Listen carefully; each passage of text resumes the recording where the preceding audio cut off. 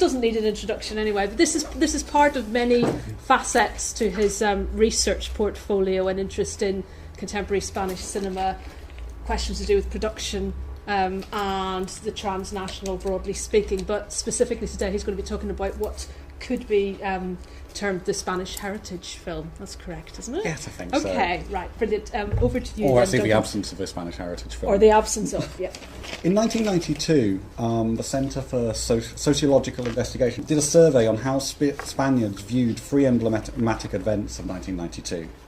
The Expo in Seville, the Olympics in Barcelona, and the quincentenary of Columbus's, inverted commas, discovery of America. What they found was that most Spaniards, that the quincentenary celebrations were the least popular amongst the Spanish public, who voiced their confusion both over what actually happened in 1492 and the way in which it was being commemorated in 1992. And in fact, in relation to cinema, which is what we're focusing on today, absolutely no Spanish films were made about Columbus's journey to America. 2 European-US co-productions were, however, done.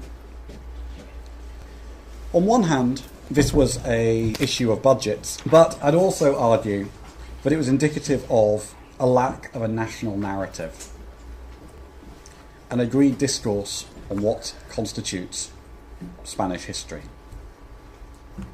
However, in recent years, from the early 2000s, more films have been made about Spain's tumultuous history than at any point since the post-Civil War period. And whenever these films came out, or whenever these films come out, they are always promoted as settling a kind of cinematic and historical deficit. This is from the director of Alatriste, to date still the most expensive Spanish film ever made, in 2006. He was explaining in the promotion of why he thinks Spanish films aren't made about Spanish history very, very, very regularly. He says, "Yo creo que por la censura, por dinero y también porque los españoles todavía tenemos problemas con nuestra historia. Y esas dos cosas combinadas, pues nos cuesta. Tenemos problemas con nuestra historia, no quiero entrar en cosas políticas, pero con la ley de memoria histórica que acaba de salir, todo el mundo da poco dinero para temas históricos, sobre todo si se van acercando al presente, y eso ha creado un déficit." So he's basically saying what I've just been saying, that kind of it's a budgetary issue, but equally it was kind of an ideological dimension, that people, producers, kind of funding bodies, feel uncomfortable with history. And he says, kind of the law of historical memory, which you will have studied most people will have looked at an earlier point, is kind of symptomatic of these ongoing debates surrounding Spain's past, which he thinks can be taken right back to the 16th, 17th century.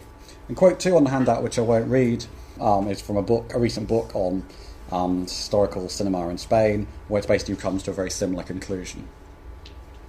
Today I want to look in more detail at why and how this is, why there's these problems, or kind of, negotiating or agreeing a kind of consensus about the past and translating it to film, and whether the rise in historical films, or the kind of recent vogue for it, can be linked to a transnational trend in heritage cinema, which has been imported to Spanish culture. Certainly, looking more in the kind of strictly national sphere, this might intuitively seem to make sense, because since 1992, there has been an emergence and consolidation of what we might term a heritage industry in Spain.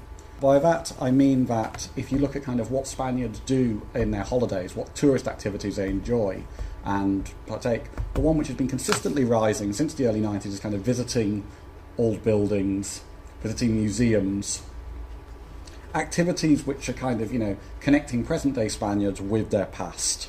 You can also look at in the rise of kind of things like theatre festivals, increased funding and prominence given to certain theatre festivals such as in Almagro, or even, if we go back to that pool with which we started, for the Centre for Sociological Investigations in 1992, the creation of the Instituto Cervantes, designed to kind of promote Spanish culture on a global level.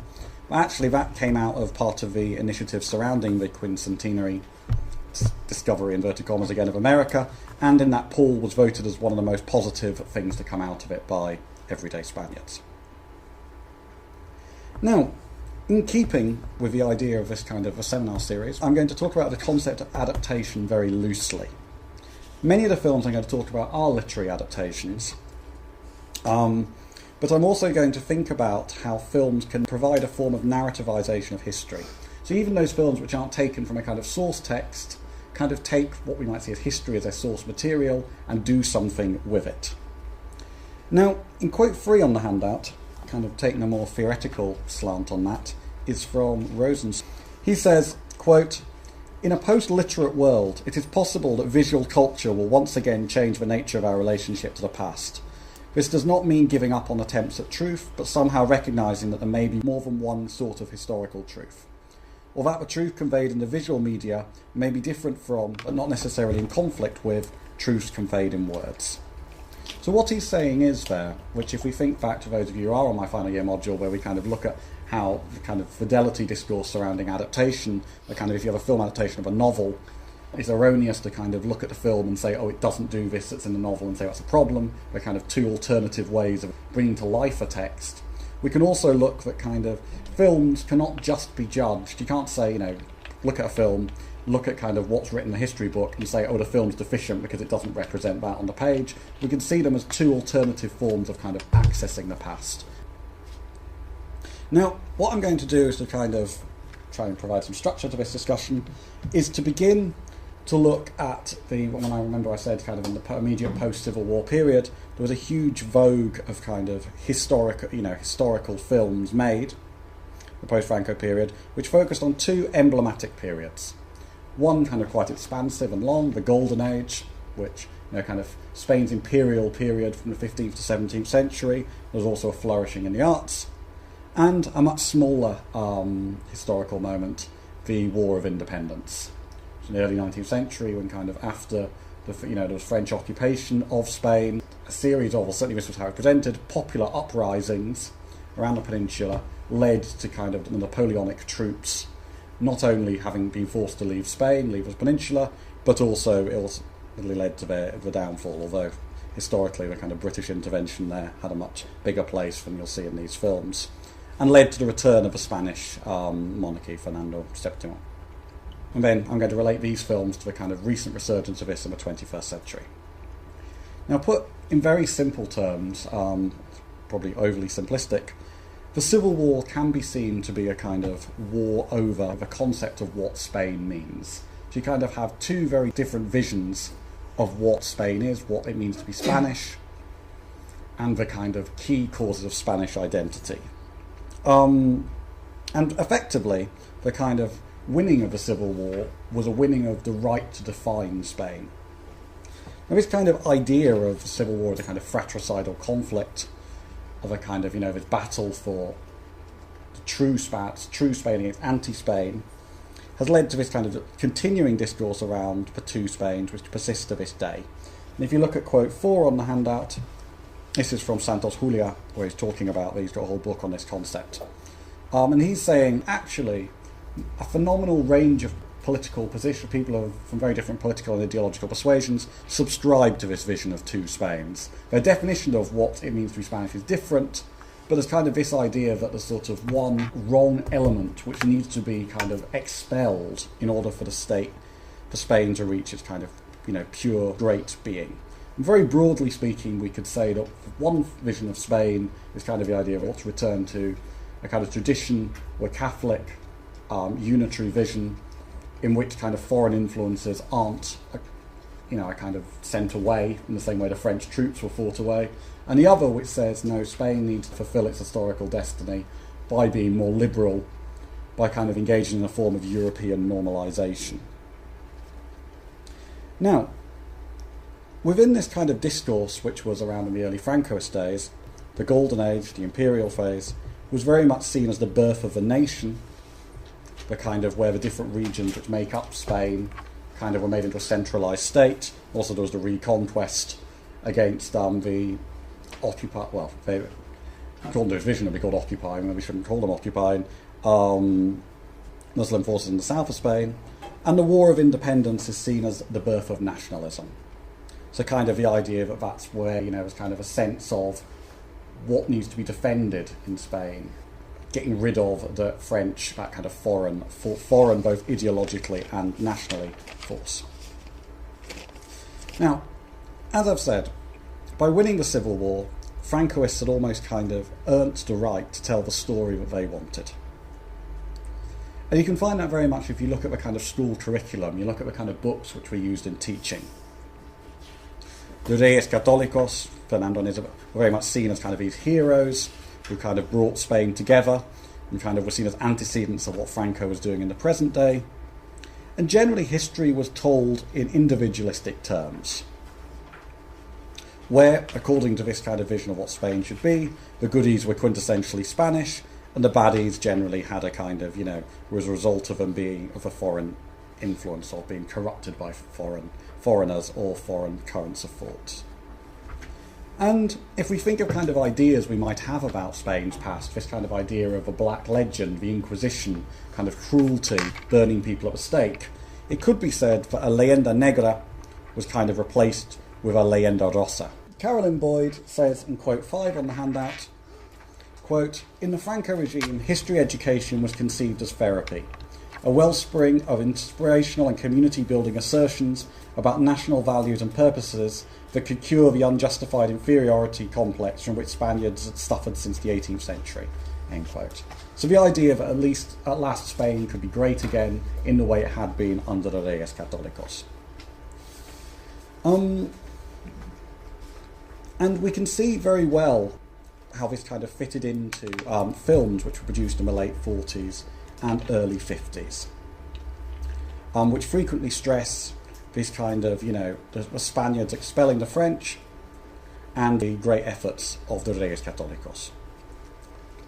Now, these films could be seen to form part of what Alejandro Garza has termed as, quote, totalitarian kitsch aesthetics. In other words, they're actually incredibly camp when you look at them. So, for example, if we think of a film such as Alba de America, which is about the Columbus's voyages, you have things like a close-up of the cross. Then Columbus shows a map showing his projected route and talks about almas para salvar. So, it's not that he kind of wants gold or anything, it's he wants to save souls. Just as he sets sail, the Reyes Católicos give him a Bible, and even his faithful dog jumps into the water as they set sail. And the actress Aurora Bautista, for example, appears in this and many other films. The acting style is wonderfully over the top, wonderfully grandiloquent. González, that is his surname, what's his first name?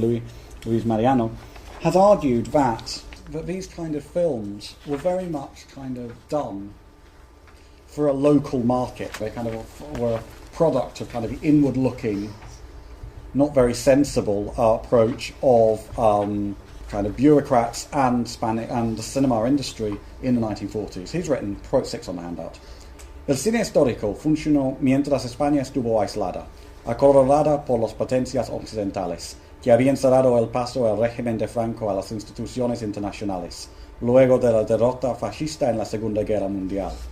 Por eso, a pesar del éxito de Locura de Amor en el mercado latinoamericano, este es un cine de consumo interno, pensando para los espectadores españoles, pero sobre todo para las jerarquías franquistas.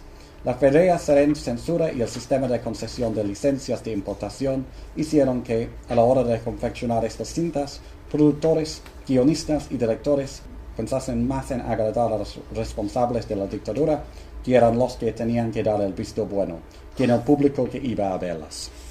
So he's saying, actually, these films, when they were being made, were more being thinking about kind of people who were going to provide funding, were going to censor, than they were actually about the audience. And they were designed purely for internal consumption. I don't think he's actually right. I think there's elements of truth in what he's saying. And I think one of the things he identifies is a problem which persists to the current day, which I'll talk about a bit later, which is the fact that actually the audience, or the paying public, is generally quite low down in kind of the priorities of at least certainly producers. Actually, I think what did happen wasn't actually a case of Spain being isolated in the way he says, and for kind of not wanting to appeal to foreign markets. It was actually, these films were generally produced by one company, Cifesa. And this company was kind of designed as an Spanish alternative to the kind of American majors. And actually, when they began to make these very expensive films, they weren't in very great financial shape. This was the late 40s, not the early 40s. And by the late 40s, what had happened is more foreign films were coming in. So they were actually facing more competition than they had done earlier. So they actually had to kind of make a huge effort to make these kind of super productions in order to try and get audiences to actually see Spanish films. Sometimes they were successful and sometimes they weren't. As he says, in actual fact, these films didn't really travel very well. Locura de Amor was very successful in Latin America, but apart from that, they generally didn't. However, the fact they weren't successful doesn't imply that they weren't intended to be successful abroad. And I think the hope was they could be exported. So there was a hope they could be exported both to Latin America, or Spanish America, and to the Anglo-American market. But I think there were slightly different motivations behind why they wanted to be exported to them. And I think if you look at quote 7 on the handout, it's saying, in the interest for kind of making closer the cinematic relationships with Latin America, there was a strange confluence of a nostalgia for the empire. The idea that this could now be recuperated through cultural influence, economic possibilities, and language. A kind of weapon that could be used to take away this market from American products. Certainly Hollywood had a technical advantage, but the customs and life that were reflected in these films seemed strange to Hispanic culture. Many articles emphasised the spiritual community between Spanish-speaking countries, or people, which could be manifested as much in popular culture as in a shared moral compass or shared moral vision. So that was kind of this idea of sort of creating, if not kind of an actual Spanish empire, a kind of community, a linguistic and cultural community, at which Spain could kind of take its rightful place at the head, as it would be seen. The idea to export Spanish films to the Anglo-American market was slightly more just economic. There was big problems with having virgin film stock, and it was hoped that these could kind of be sent from England or the US. And this wonderfully grandiloquent statement from the Diplomatic Information Office was sent out in 1949 it's held in the BFI now, it was sent to Britain and to American studios. And it says, quote, "Spanish cinematographic art has a style of its own which is unmistakable. It is made up of the Spanish truths which inspired Cervantes and Lope de Vega, Velázquez and Goya, St. Teresa of Jesus and Father Francisco de Victoria. For this very simple reason, the national content of the pictures being made in Spain and by Spaniards is bound to interest and astonish the world at large." They didn't.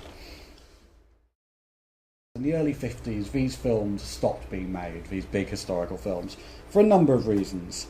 One was the fact that actually Alba de America, the film I mentioned about Columbus's adventures, did remarkably badly at the box office. There was, even though this was subsidised historical cinema, there was a point at which the losses became too much.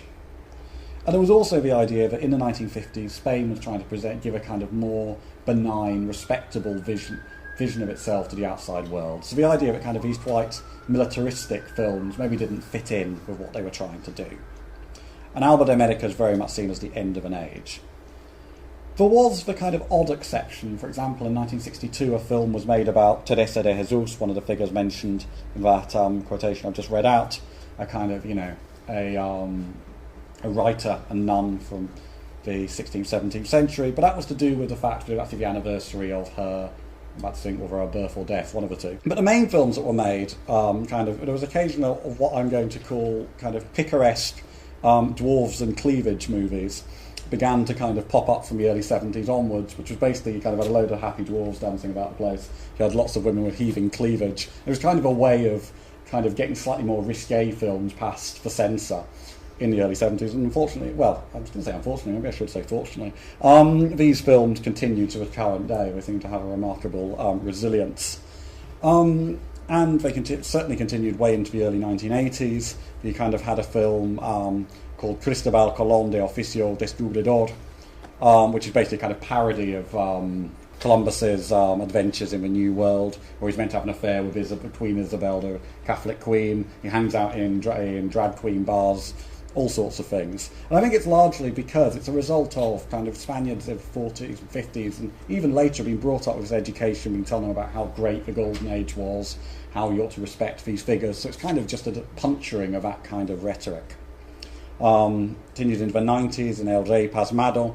You have a slightly more sophisticated version in which the king gets into seeing naked women after seeing a prostitute, so asks the queen to strip for him, and this causes a national scandal in which the Inquisition get involved.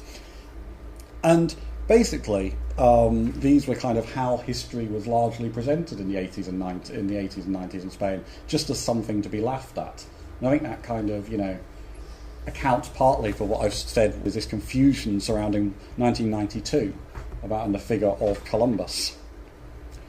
Now, at the same time, there was a kind of rise outside of Spain of historical films about the kind of 16th, 17th century, be that Shakespeare adaptations, be that kind of the films that were made about 1492, Conquest of Paradise, a film made by Ridley Scott about Columbus. Generally, and these provided good work for a lot of Spanish actors, because obviously Spain was a leading world power in the 16th and 17th century, but generally they get a pretty raw deal of these films. Generally they just kind of scuttle about the place in black, not being very nice. It meant that certain actors, kind of like Jordi Mayo, get typecast. Now what this might suggest is that there's actually a huge gap in the market in Spain. At a time when English and French heritage films, things like Cyrano de Bergerac, Much Ado About Nothing, are doing very well. Now, I've been using this term heritage film without actually really defining what it is. Critics such as Pam Cook have criticised these films for having what they term a museum aesthetic, which kind of celebrate rather than investigate a national past.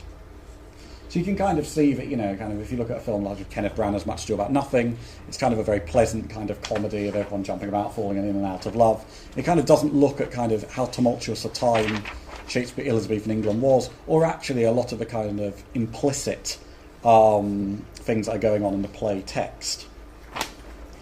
Now, the problem with Spain is the ghosts of Francoism, this kind of tradition of celebrating the past in a kind of quite kind of totalitarian manner, means that it'd be very politically suspect to celebrate the past in this manner.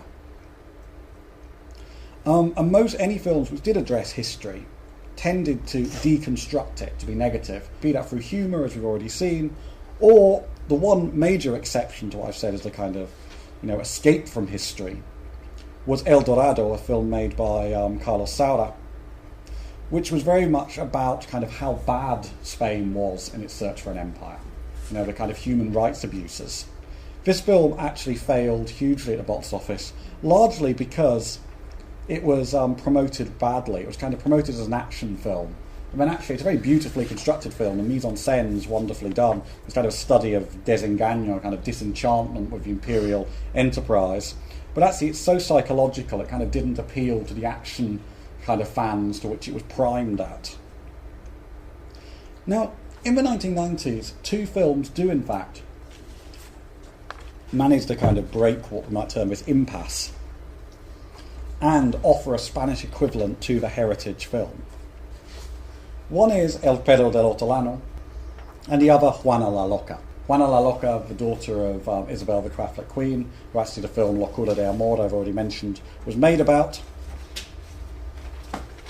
Now, what's interesting about these two films is they ultimately, as you'll see from the table, did very well at the Spanish box office. They were big successes. But actually, they faced huge resistance in being made. No one actually supported them, kind of industrially-wise. People said, you're mad making these films.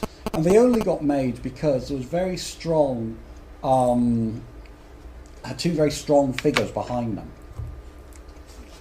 In the case of El Perro del Hortelano, Pilar Miró, who had been Director General of Cinema and Television in the 1980s, and in the case of Juana la Loca, Andrés Vicente Gómez, the Spanish producer, who's one of the big, strong Spanish producers. And he did it largely because he wanted to forge links with France and Italy, with whom it was a co-production.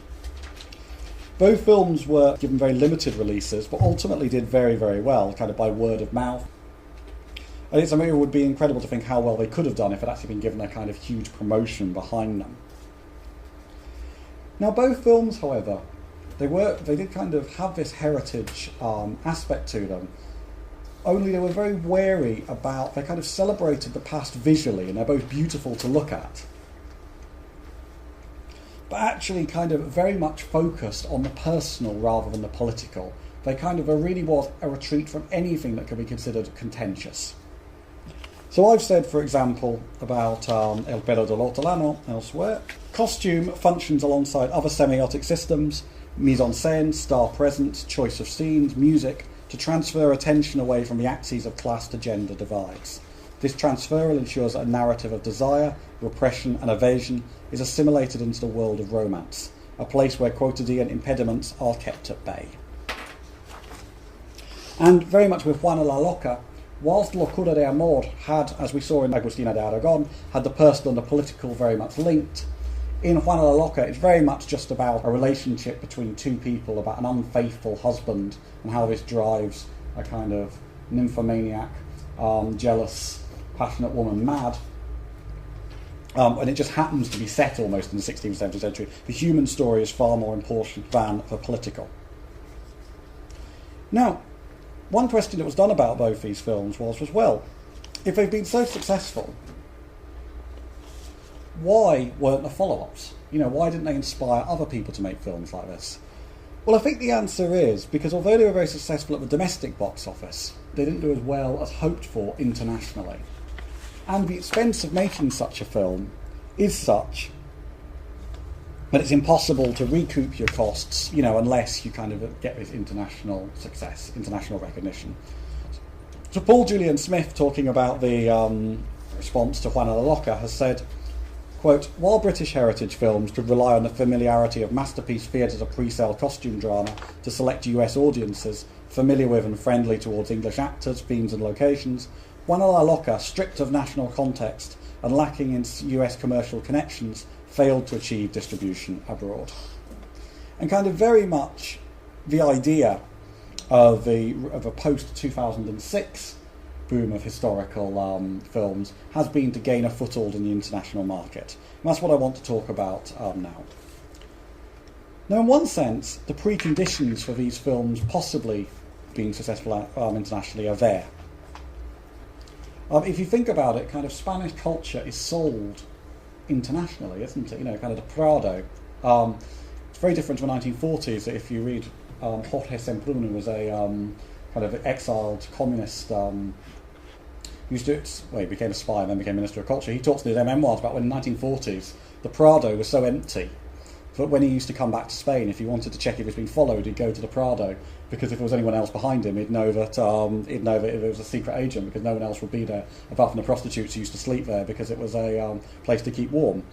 While this rise in heritage culture in Spain has meant that both national and international people are much more familiar with Spanish art, for example.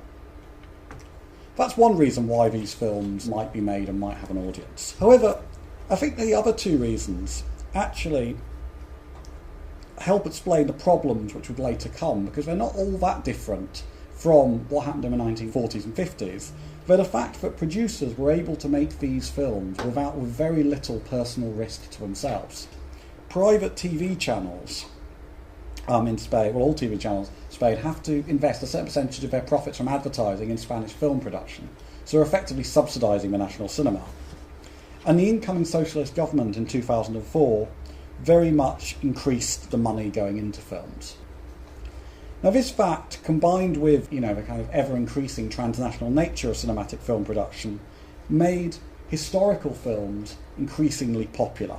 So this is why Jennifer Green speaks on quote 9 on my handout of the latest trend in Spanish production. Costly, international, ambitious features that pour bankable Hollywood talents with local directors and producers on stories plucked from Spain's elaborately rich history.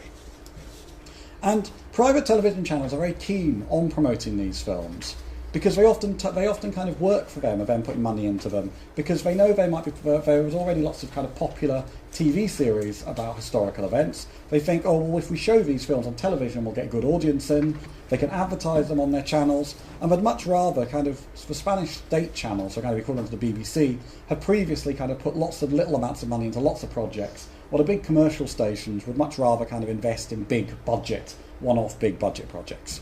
And this is point 13 on the handout, is just actually a producer, an art house producer, Luis Miñaro, complaining about that. He's saying, quote, the private television channels have the obligation to invest 3% of their advertising revenue in national cinema. This happens throughout the European community, and the television companies do not like it, and they try and shirk the obligations as much as possible. Public television broadcasters financed by the taxpayers' money should work to defend a less commercial and more artistic cinema, but these days they follow the same criteria, governed by viewing figures of the private channels. It never used to be like this. The public broadcasters used to support projects of all kind. So kind of the idea that people invest in these kind of big epics in the hope they'll do well. Even if they don't, it just gets rid of this money you have to give to Spanish cinema anyway. And no one takes any risk, so to speak. Now, the first huge kind of film of this kind, and still the biggest budget film ever made in Spanish cinema, is Alatriste. Which is it's actually probably the better end of these films. It's worth seeing, and you can very much see the kind of painterly influence as it very much takes from kind of Velázquez kind of images you would see in the Prado. The problem with it is it has a really bad plot. It's based on a successful series of novels, and it tries to condense 5 novels into one film, so you actually get completely confused. It's a massive production, 24 million euros it cost, 7,000 extras. But it was, and crucially, Spanish cinema is famous for not investing that much in promoting itself, for kind of actually letting audiences know that it's, what's out there. They spent 2 million on advertising, which is kind of within Spain, which is kind of an unknown phenomenon. And it did seem to be largely successful. It took Pirates of the Caribbean off number 1 at the box office. It had spin-off events. There was kind of walking tours of Madrid. There was exhibitions in the Plaza Mayor. It's a very odd mixture if you watch the film. Now, it is worth watching. We've got it in the library. There's an odd mixture of kind of the heroism of an individual figure in dark times in the Golden Age. But I think one of the problems with the script is that it kind of constantly is trying to both celebrate and not celebrate the Golden Age. And I won't read it out, it's a long quote, but that kind of very much fits into, and a lot of the commentary on it very much fits into Cayman's quote-unquote 10, which says, kind of how the past is always about the present in Spain, something I've been insisting on throughout. Now, Alatriste was taken to a large number of international festivals, and we just have this familiar pattern of these films being made, big hopes being put into them, and then nothing happened. But as I've said, so many of these films are producers' projects. They kind of, they get the funding, they arrange it all. And whilst I'm not saying that all films have to be kind of have this auteurist director kind of controlling everything, I think it is a problem that so many of these films, no one's really got a vested interest in them doing well or not. Once you've got them made, job done. And there's a whole series of kind of bad films where you can see that this kind of Euro pudding kind of, no one really cares. Often they're made in English, then dubbed into Spanish. The dubbing's done very badly. The other problem with a lot of these films is they often kind of exist in a no man's land. They don't really know which public they're aiming at. So, for example, a film such as Teresa, el Cuerpo de Cristo, which is another film about St. Teresa again, kind of tried to make her sexy. She kind of, tried to make her kind of, this nun who has pseudo-lesbian relationships. But actually, and it led the Catholic Church to protest, to say, something wrong about this great saint being morbosamente sexy. But then actually the film's just kind of deconstructing these old Francoist films, but actually it doesn't appeal to kind of a young audience who it's meant to. And one of the ironies is they're trying so hard, these films, to distance themselves from the Francoist tradition. But actually there's often huge parallels, both in terms of production and content. So actually, because we're running short of time, I'm not going to show the final clip. But in Bruc, which is this film about Bruc is set in Barcelona, or around in the countryside around Barcelona. About short with the sign down while you're talking. Yeah, that's a good idea. And you see this kind of figure who single-handedly takes on the invading Napoleonic force. The French are seen as demonic. They burn down the village, kill children. There's kind of this. There's a relationship, this kind of personal and political mixed. You see him very much, a love story, which we'll see a scene of behind us now. It's a bit more PG than the last one we've seen. And this kind of idea that he's a true, honest Spaniard, and that's linked with the kind of landscape. You also have this kind of fetishization of death and suffering, so people who die are martyrs, something which is also seen in the film La Conjura de El Escorial, where you see a woman whose head is shaved, and kind of a death is littered away, which was very popular in the 40s and 50s.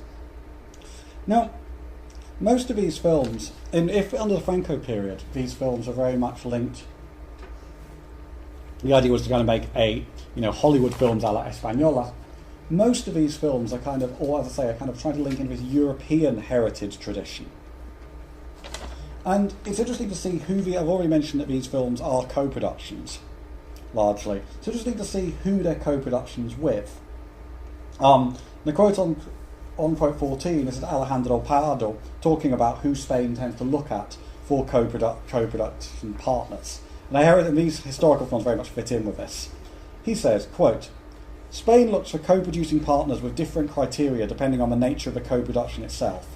When prioritising strictly financial issues regarding international, foreign finance and internationally orientated co-productions, European and North American countries are preferred to Latin American ones.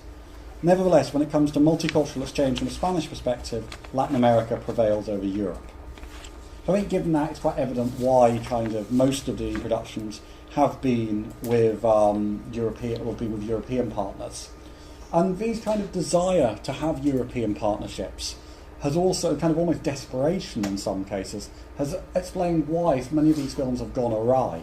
Because, for example, often kind of partners pull out at the last minute. So Juana la Loca, Alicia Alamido, who was training the actors to do the verse for it, told me she was training a French guy up for 2 weeks, just before filming was about to begin. And then she got a phone call saying, no, the French producers pulled out. We've got an Italian guy now to tell the French guy to go home.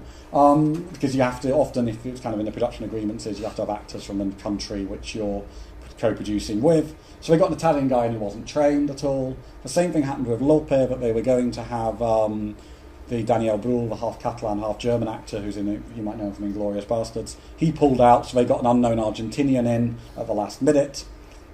And kind of because of the tradition in Spanish filmmaking of often dubbing actors, kind of the idea is, well, if they can't say it, we'll just get someone else to dub it.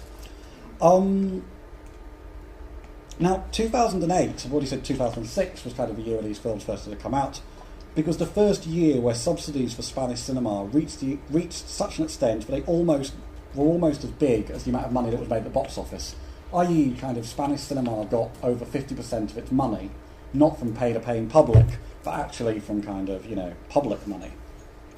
It also coincided with the celebration of the 200 years of the Dos de Mayo, the moment in 1808 where kind of the people of Madrid supposedly rose up against the invading forces.